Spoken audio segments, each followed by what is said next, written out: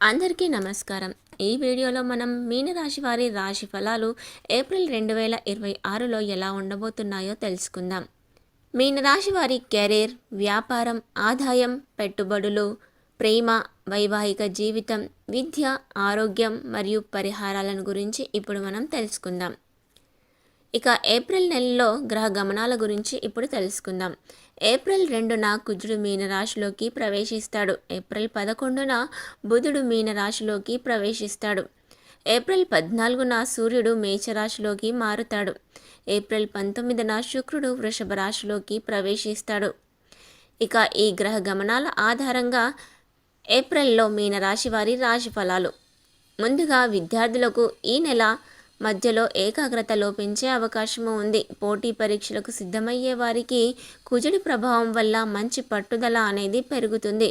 ఇక ఈ నెలలో మీనరాశి వారి ఆరోగ్యం, బీపీ, ఎసిడిటీ, నిద్రలేమి మరియు నరాల సంబంధిత సమస్యలు ఉన్నవారు చాలా జాగ్రత్తగా ఉండాలి. ఇక సరైన జీవన శైలిని పాటించడం చాలా ముఖ్యం. ఇక కెరీర్ గురించి చూసుకున్నట్లయితే ఉద్యోగస్తులకు ప్రమోషన్ లేదా గుర్తింపు లభించే అవకాశాలు ఉన్నాయి.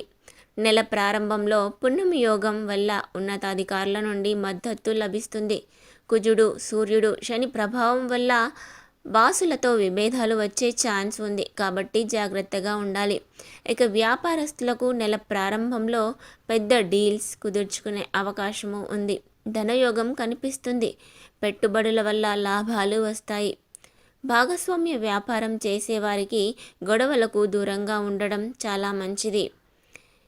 ఇక ఆదాయం, పెట్టుబడుల గురించి చూసుకున్నట్లయితే ఆదాయం బాగుంటుంది. ముఖ్యంగా కుజ శనిల కలయిక వల్ల ధన లాభం కలుగుతుంది. పెట్టుబడుల విషయానికి వస్తే నెల మధ్యలో అంటే 11 నుంచి 20 తేదీల మధ్యలో అనుకూలంగా ఉంటుంది. మొదటి 10 రోజులు, చివరి 10 రోజులు పెద్ద పెట్టుబడులు పెట్టకూడడం చాలా మంచిది.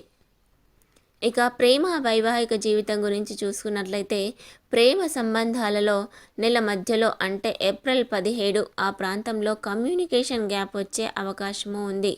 ఇక దంపతుల మధ్య ఇగో సమస్యలు మరియు చిన్నపాటి గొడవలు రావచ్చు. వీటిని పరస్పర అవగాహనతో సమస్యలను పరిష్కరించుకోవాలి. ఇక ఈ నెలలో మీనరాశి వారికి చెప్పుకోదగ్గ పరిహారాలు ఏమిటంటే ఏదైనా దేవాలయంలో బెల్లం లేదా ఆధ్యాత్మిక పుస్తకాలను దానం చేయడం చాలా మంచిది. మహాశివుడికి పంచామృతాలతో, గంగాజలంతో మరియు తేనెతో అభిషేకం చేయండి. శివాలయంలో కూర్చుని 4 సార్లు శివ చాలీసా పఠించడం చాలా మంచిది.